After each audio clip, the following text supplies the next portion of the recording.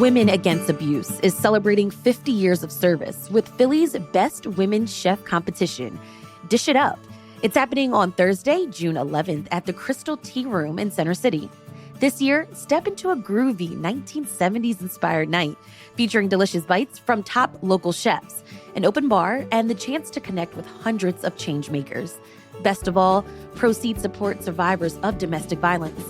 Get your tickets at womenagainst.abuse.org.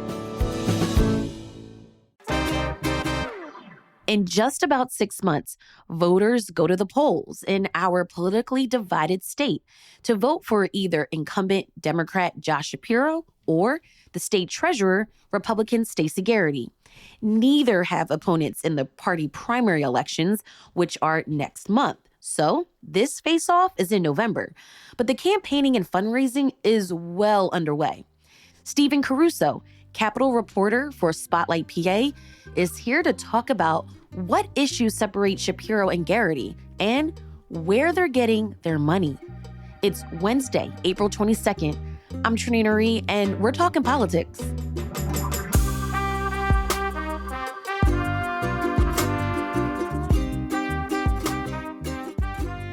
Before we get into today's show, we are in the final stretch of our spring membership campaign, and this is the part that really counts. We just have 3 days left, and we need you, and we need you big. This show works because of you, because you care about what's happening in the city, and you want to stay connected to it. Every day, the small and mighty team that we are, we show up to hold the city accountable, dig into that hard stuff, have honest conversations about what we could be doing better. But we're equally committed to celebrating what makes life so great here in Philly, from our beautiful parks to the neighbors on my block who keep it clean or help me shovel when we get dumped with snow. That's the whole job, giving you the information and the context you need to show up for this city, not just live in it. When you become a CityCast Philly neighbor, you help us keep doing that. And you also get an opportunity to do it yourself. With your support, you get something back. Ad-free listening, member-only events, bonus podcast segments, and so much more. And one of those things that you're getting is the beautifully custom-designed pennant that we've been talking about all week. It's orange, it's got a cool cheesesteak on it. It's the perfect way to signify your love for Philly. If you want to take a look at what it looks like, head over to membership.citycast.fm/Philly. And around here, we believe that better neighbors make better cities. We'd love for you to be one of our neighbors. Don't wait. Join us today at membership.citycast.fm/Philly. Stephen, glad to have you back on the show to talk about yet another election, how this is also going to impact us here in Philly and in the Commonwealth. Let's talk about who's running for the race for Pennsylvania governor. We have the incumbent, Josh Shapiro, a Democrat, and his challenger, Pennsylvania State Treasurer Stacey Garrity, a Republican. Neither of them have opponents in the primary elections next month. So this is all going to come down to the face-off in November. But there's been a lot of campaigning well underway. Stephen, let's talk about some of the highlights.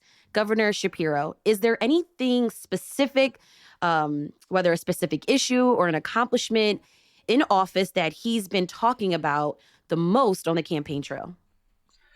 I mean, I would say the governor kind of has a lot of things that he sprinkles in. And I think the main thing that folks would highlight is like, he repaired I-95 ahead of schedule in 2023 early on. Mm-hmm. In the budgets, he's had wins where he's got more money for education. There was also a state earned income tax credit, which lets some families who make under, I think it's about 3 times the federal poverty line, maybe 2 times the federal poverty line, get some money back in their pocket.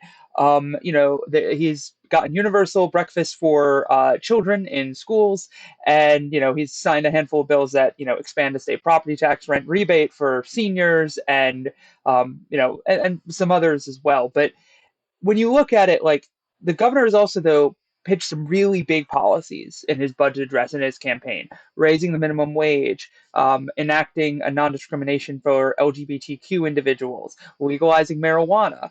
None of those things have happened. And I think that some of this is he's been working with a split General Assembly, getting Democrats and Republicans to agree that anything is quite hard. I mean, even getting a bunch of Republicans to agree to something is quite hard. Looking at, Congress sometimes struggles even with a trifecta down there. Right. Um, but his agenda, you know, uh, Shapiro certainly has his pitch, and his comms people have their pitch. But I think inside the building there is a sense that like it's not that thick of a record so far. He definitely has wins, but compared to sometimes how he's presented them, he hasn't signed that many bills into law. The General Assembly is on track to be, again, historically unproductive. But in one of the campaign videos, he claims that he gets ish done. Yeah, and look, I think that there would be examples of, I think he's pointed to faster permitting. He's pointed to, trying to make government more responsive, get more stuff online.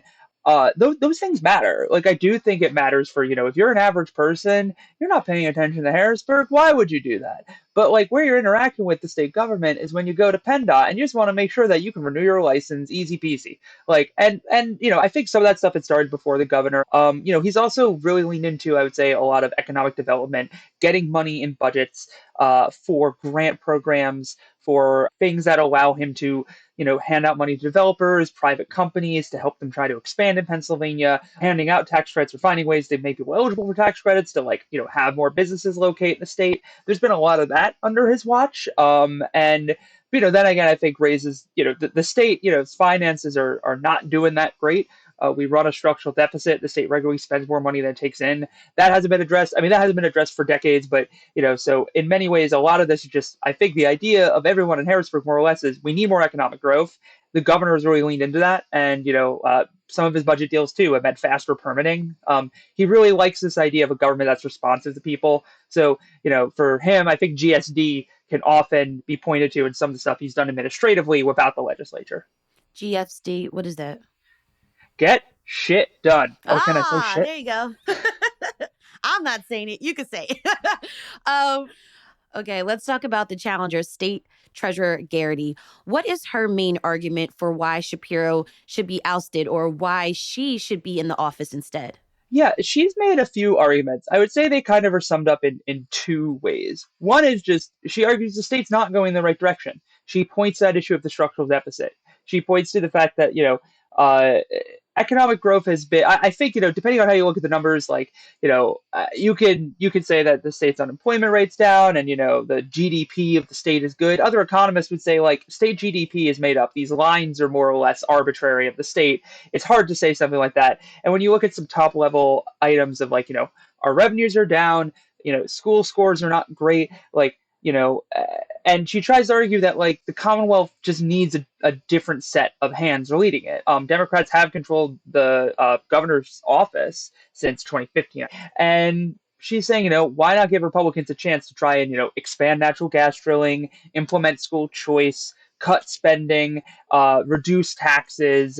Things like that. Kind of a very, I think, typical Republican pitch. But she's also made arguments to try to paint Josh Shapiro in a negative light. There's a lot there that, she would go down, but pointing to a sexual harassment scandal in his first year in office with a former staffer, Mike Verb, and how much Shapiro know.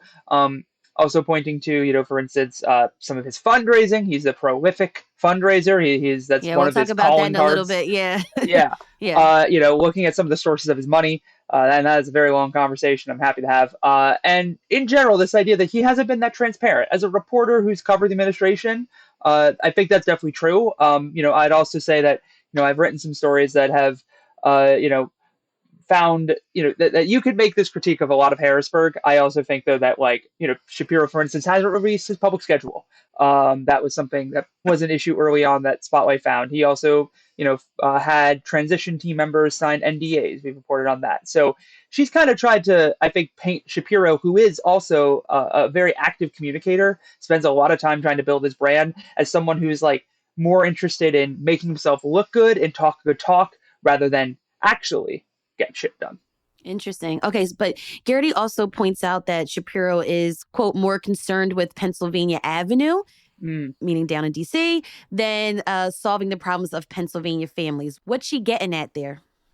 She's trying to claim that the governor is ambitious, and his ambition is getting in the way of things that would help Pennsylvania. And I think it's an argument that folks have leveled, and but the governor would say, "Well, look at what I have done. Like I do try to show up in a lot of places. Like look what I have done with the executive office, quickening permitting, getting money for education. Like and that's why I think it kind of does just become a like, well, like." The governor does have accomplishments. The question is the rhetoric mean the accomplishment? I think that is entirely something that voters are going to have to be deciding and thinking about for the coming, coming couple of months. I think voters are also looking at how Shapiro spend millions in taxpayer money to secure his personal home in Abington and then the governor's mansion after the arson attack during Passover last year, which almost killed him and his family.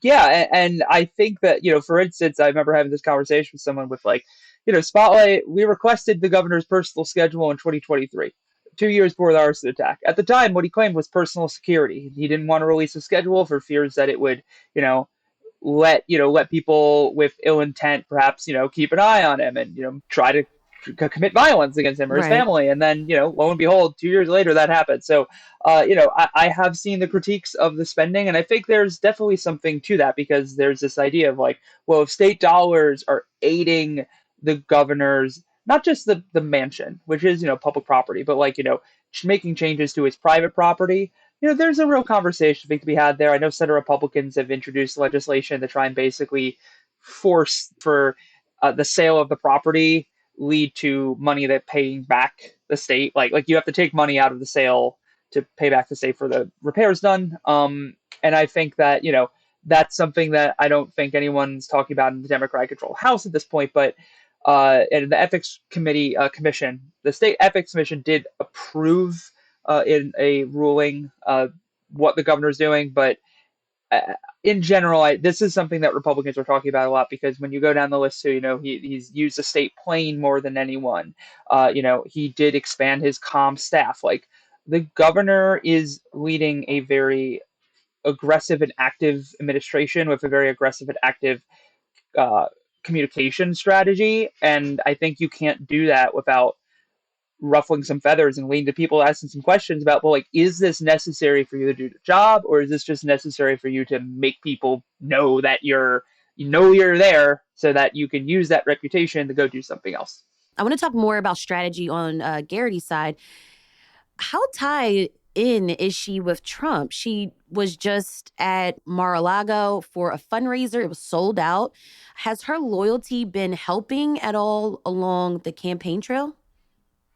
I think it's hard to say. It's early. We're still in the primary. I should say Garrity does not have any challengers on the ballot, but State Senator Doug Mastriano, a conservative who ran in 2022 and was shellacked, he and his very loyal grassroots supporters, or I should say, his very loyal grassroots supporters have said they're going to put him. They're trying to get him in as a write-in candidate. So there is this like low voltage write-in campaign to get Mastriano there, and I think like why I bring that up is it means that there are some conservatives in the Republican Party that do not like Garrity. She was really pushed by, I think, a lot of establishment interests who looked at 2022, looked at Mastriano. He lost by double digits. Did Republicans blame him for also the state house flipping from Republican to Democrat? But Garrity is a businesswoman. She's a veteran. She, by you could say, is it a mix of luck or skill or both? Was a leading vote getter, like set the record for most votes in any one cycle in 2024 as state treasurer. So, I think there is some hope among Republican establishment that like Garrity could at least like prevent a blowout against Shapiro. And so to go back to Trump, like Trump endorsed her. Mm-hmm. Um, that probably helps. And he also asked But her a question and said, if you answer this question right, then I'll endorse you. What was that question? we do not know. That was reporting by my colleague Jackson White, who now is at Spotlight PA, but wasn't when he wrote that great story. Yeah, look, we don't know, and I think the thing with Trump is that when I've read national reporting on him that I trust, I think a lot of things have said that like he likes picking a winner. That's one of his number one things, like in general. And so right now Garrity is unopposed. We'll see what happens in the general election. Like Trump is unpopular nationally according to like opinion polls. This is normal. This is the ebb and flow of American politics as it used to be. We're in unprecedented times, I'd say. But like you expect whatever party holds the presidency, you expect the other party to really punch them in the teeth in the next midterm election. So that means things look good for Democrats, and they are definitely feeling themselves. And I think that Republicans are also a little worried. But we shall see how that impacts in Pennsylvania. So, like, I don't know if Trump is helping Garrity so much yet, but I also don't know if she's hurt Garrity yet. I think so much of it is just like it's still early. And so far, the main thing we can say about what Donald Trump has is a brand that is popular to some people. Not as many maybe, but like definitely a popular core. And he has a ton of money. And it'll be interesting to see Garrity's next campaign finance report to see if we're seeing more of that money kind of get into her coffers because so far she has not been a very good fundraiser. We'll talk about that after the break. Before the break, what are some of the policy differences between these two candidates? So I would say, like, when you look at it, they are both pretty much what you'd expect from Democrats and Republicans. Josh Shapiro, supports abortion access. Stacey Garrity, a Republican, opposes. Josh Shapiro, a Democrat, wants to raise minimum wage. I guess I should say I don't know if Stacey Garrity's been directly asked, but so far, that is something that Republicans at least have stalled in the General Assembly. Um, spending. Governor Josh Shapiro is usually supportive of more spending, particularly on education. Stacey Garrity, Republican, has poo-pooed that, wants to see more alternatives to public schools. Perhaps vouchers for private schooling. One issue that they have agreed on is data centers. They're both been mildly supportive of data center development in Oh, Pennsylvania. interesting. Um, that Shapiro has started to push some policies to try and constrict that growth a little bit, or at least force them to be transparent, put more energy on the grid to counterbalance the weight of all the juice they suck up. But both of them at least have said that they're pro data center, softly pro data center development.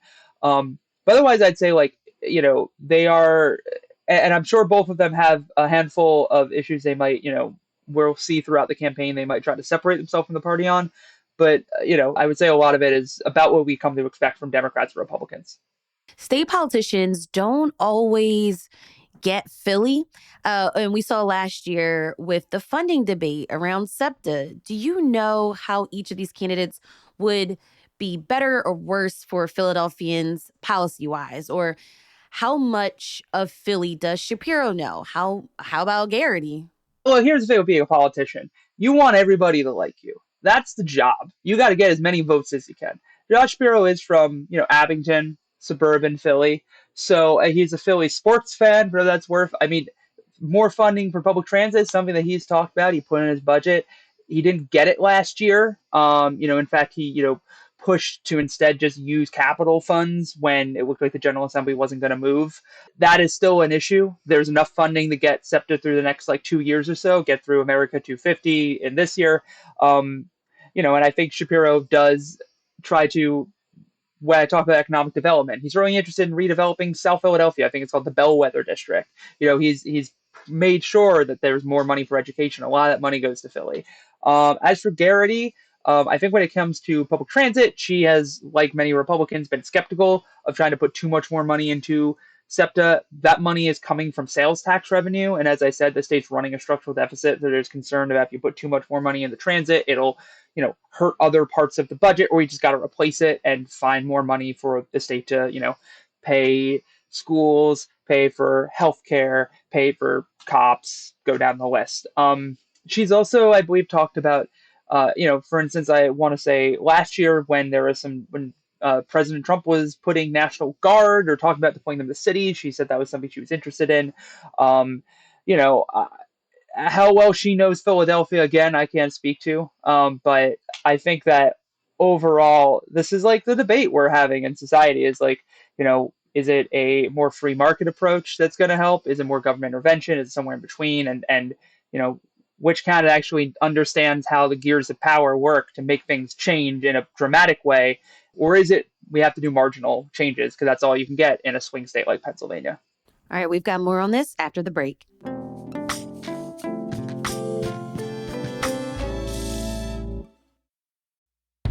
Everything feels more expensive right now, but one of Philly's best resources is still completely free. With a free Library of Philadelphia card, you get access to thousands of programs, events, and digital resources for all ages. Whether you're looking for something fun to do, hoping to build new skills, or simply want a welcoming place to spend time, the library is here for you. Your library card also opens the doors to a vast digital collection, including ebooks, audiobooks, learning languages, genealogy, and news. At its core, the library is where access meets opportunity. It's a place to explore new interests, gain practical skills, and connect with your community. And don't worry, they don't have those fees if you return your materials late. And anyone who lives, studies, or works in Philadelphia, or is a Pennsylvania resident, can get a library card. Sign up today, freelibrary.org/card, and see what's waiting for you.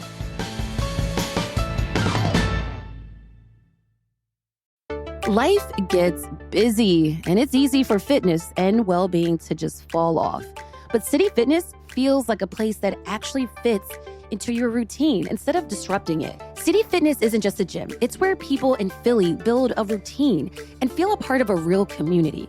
Classes are a big part of it. There's high-energy stuff like HIIT, strength, cardio, plus slower formats like yoga and Pilates, cycling classes too. So you can mix it up depending on your mood. And if you want more structure, they also have personal training, real coaches who build a plan around your goals. You can try it with a complimentary day pass. So no pressure, just go hang with the community and see if it fits your life. They've got multiple locations around the city: Fairmount, Fishtown, Passyunk, No Libs, and others. So there's probably one near you. Go to cityfitness.com, grab a complimentary day pass, and meet some people and see if it fits your routine and goals.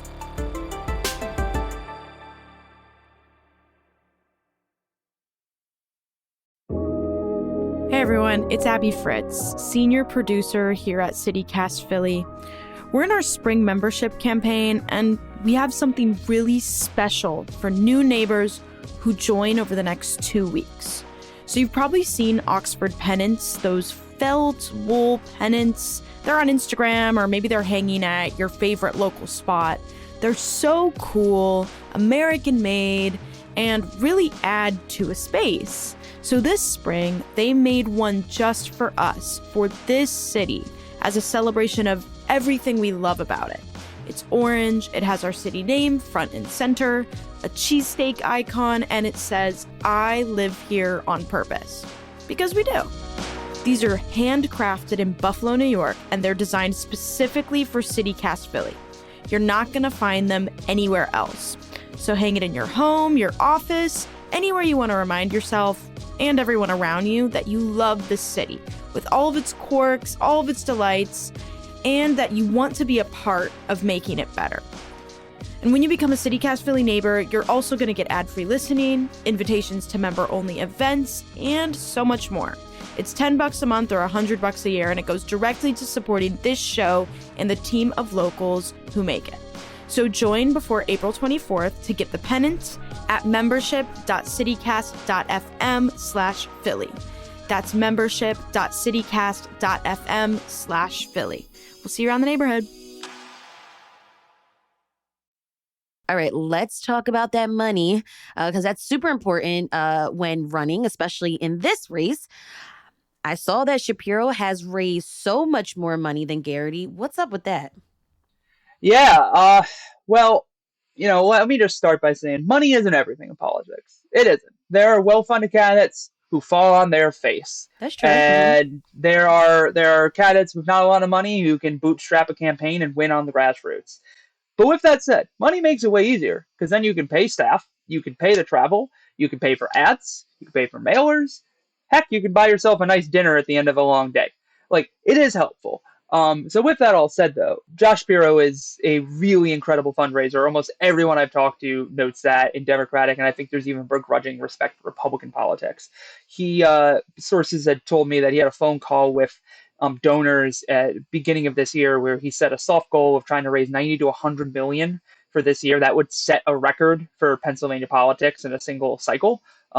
And so far he's on his way. He's at about $35 million raised in 2025, and the first part of 2026. We have reports until March 30th, which is a lot of money. I mean, that there are candidates who raise that much in an entire gubernatorial campaign. Garrity, meanwhile, has only raised about 2.5 million in the last same time period last year in the first 3 months of 2026. And, a big part of it is that Shapiro's good at raising checks. Big, big, big checks. Yeah, he's got Pennsylvania money places. from data center developers, military AI surveillance system, company, labor and teacher unions, someone in gambling and real estate, cryptocurrency billionaires, and the founder of Mhm. Yahoo. Yeah, these are, and I could go on. I mean, there are celebrities on there. Aaron Sorkin gave him money last year. I think HBO writers, Casey Wasserman, the agent. There are a lot of people. But they're outside of Pennsylvania. Yes. Oh, yeah. There is money from inside and outside Pennsylvania all over the governor's reports. I think last year, most of his money, about 58%, if I recall correctly, came from outside of Pennsylvania. And I think that also kind of, I talked to one campaign finance expert that a big part of this is if you're in the donor class who, it is nothing for you to write a 20, a 50, a 100, a $500,000 check, then you want to give to people early who you think are going someplace. And, you look at like Mike Bloomberg has been one of Josh Shapiro's biggest donors this cycle so far. I think about 2.5 million. He is someone who is consistently invested in Democratic politics. He ran for president in 2020 by basically just trying to pour his own personal fortune in. And, he ended up dropping out. But I should also say in Pennsylvania, we have unlimited campaign finance laws. The only thing that cannot happen is a corporation or a union cannot use its treasury dollars. So the money that Apple makes from selling iPhones cannot be given to a political campaign. And last year I did a big story that noted that there is a connection between fundraising and legislating. It's not so much that, anyone's going to just give you a meeting if you show up to a fundraiser, but it does give you a chance to get into a closed room with a lawmaker where they know that they at least like you enough that you're willing to fork over 500, 1,000 more. It could be so much more to get in a room with you. And that might help you get a meeting and then to talk about whatever issue you want to talk about. This doesn't mean that your issue is going to be addressed, but this dynamic exists. And especially I would say in Pennsylvania and Harrisburg. So the big checks are, and the Philadelphia Inquirer has done some really good reporting on a lot of the executives who have sometimes, had things passed the General Assembly, seen bills advance, gone for grants, been working on permits. They've also been donating Shapiro.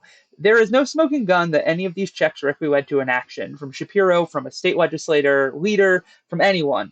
But I think it just speaks to the culture of how money in politics is everywhere.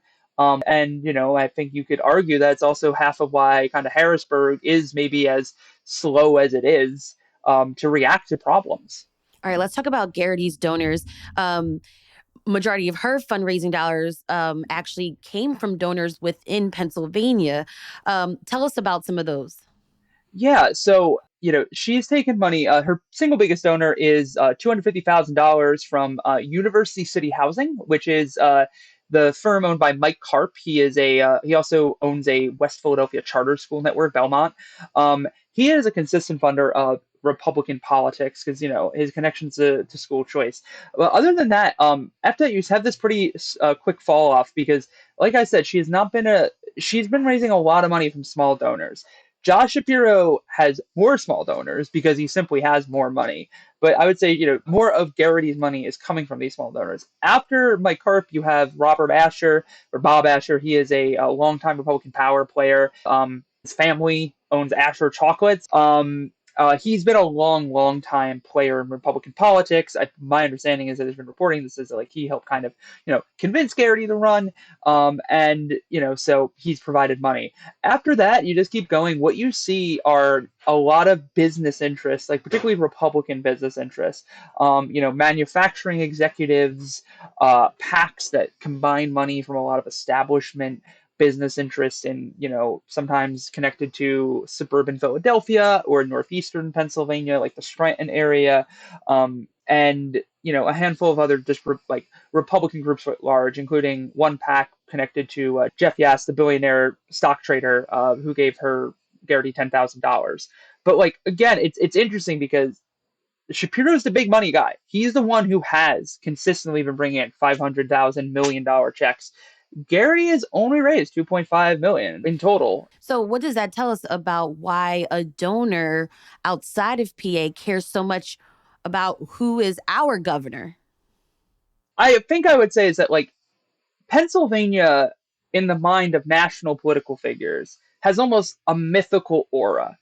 People like we're a swing state. We're a capital S swing state. Like I remember, I think even Stephen Colbert made a joke once of something like, "Please, the human mind cannot learn anything more about Pennsylvania in the middle of the 2020 cycle." I am not saying that some of these people don't have business interests in Pennsylvania. Some of them do. Some of them, though, for instance, like one person identified, I've written about Neil Blum, casino owner in Illinois. His money's coming from out of state. And he has casinos in Pennsylvania too. And gambling policy is a huge active issue in Harrisburg that needs to be addressed in some way. But sometimes it's also Josh Shapiro is a rising star. He is a popular governor in a key swing state. He makes a pitch on how you can win. I mean, he won Pennsylvania 2022 by 16 points. Big donors want to pick a winner. They want to give their money to someone who they think can win. And I'd say Shapiro has also, as we were talking about his positions, he hasn't necessarily like backed, anything that's, I think, very much opposed by big business. He has mostly talked about cutting taxes. He's talked a lot about quicker permitting. He's talked a lot about trying to expand the economy. So if you're a business owner, you're going to look at Josh Shapiro and you're going to say, like, I don't think this guy's trying to, make my life more difficult. And he's clearly popular. I can, support the things he supports. I see no reason why I shouldn't be giving him money because he seems to know how to use it.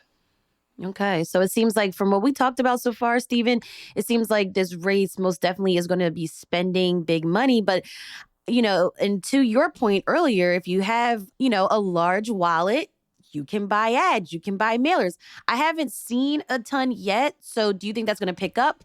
And I'm wondering, how do these candidates hold voters' attention until November? Well, if I had to answer that question, I probably wouldn't be a journalist. I'd be an overpaid consultant. But with that said, that's why you raise the money. It gives you a bigger bullhorn to just keep yelling at people your message. I will say, for instance, looking at expenses, Shapiro, a lot of his money, I believe his third biggest expense was travel. Almost all of that was private jets because he goes around the country. He holds fundraisers in Massachusetts and California and New York City, like looking at, in Chicago, like looking at his list, like that he is an active traveler. And, because he is, I think, a national name in politics in the same way that a Gavin Newsom is, in the same way that a Wes Moore is, the same way that a J.B. Pritzker is. So how do you hold voters' attention? I mean, the money helps with that. But, because it's early, it is still very early. We have a primary first that people have to get through. That's about a month from now, where it's just going to be Democrats voting on Democrats, Republicans voting on Republicans. Independents don't even show up unless you have a special election or a local initiative. And then you should actually show up, so don't listen to me too much. But the general election is November.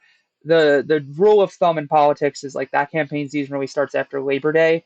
So, I think everyone knows you can't hold someone's attention for this long in the news cycle. For months upon months. Everyone's probably going to build up a big pile of money and then they're just going to start spending it. I think, we're not going to, I don't think Philadelphians or anyone in Pennsylvania has to worry too much about 5 straight political ads where they're just trying to watch a Phillies game until like Labor Day. After that point though, I'm sorry, all bets are off. I hope you all have just stare at your phone or pay attention to ads, I don't know, or go to spotlightpa.com or put on CityCast and maybe get some context for what you're seeing. All right. And we will keep up with you and all your reporting at Spotlight PA. That's Stephen Caruso, Capitol reporter for Spotlight PA. Thank you so much for joining me on CityCast Philly today. Thank you for having me. We have a link to Stephen's reporting in the show notes. All right, I just want to say thank you so much to our new neighbors, Benita E. and Karen S. Hey, y'all. Welcome to our neighborhood. And if you haven't heard, we're putting together a volunteer crew for the Broad Street Run. CityCast Philly will be stationed at one of the designated water stations, cheering on runners and keeping them hydrated. Here's what you need to know. This is only for CityCast Philly neighbors, and you can bring a +1. It's all happening Sunday, May 3rd, 5:30 a.m. to 10:30 a.m. It's going to be early, but you know what? This is for a good cause, and it's such an electrifying experience. If you want to meet us down on Broad Street and help during the Broad Street Run, become a neighbor, this is such an amazing experience, but you got to let us know because we are trying to collect names, get a final head count, and we need to figure out the t-shirt sizes. So this event is free and open to ages 14 and up, but you got to be a CityCast Philly neighbor to join us. Why don't you head over right now to membership.citycast.fm/Philly. Just $10 a month, $100 a year.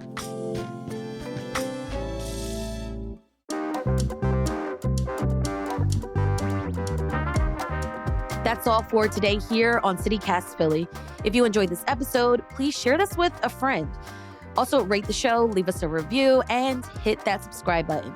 Be sure to sign up for our morning newsletter to learn more about what else Philly's talking about. And don't forget, you can support our show and get great perks by becoming a CityCast Philly neighbor at membership.citycast.fm. We'll be back tomorrow morning with more news from around the city. Bye.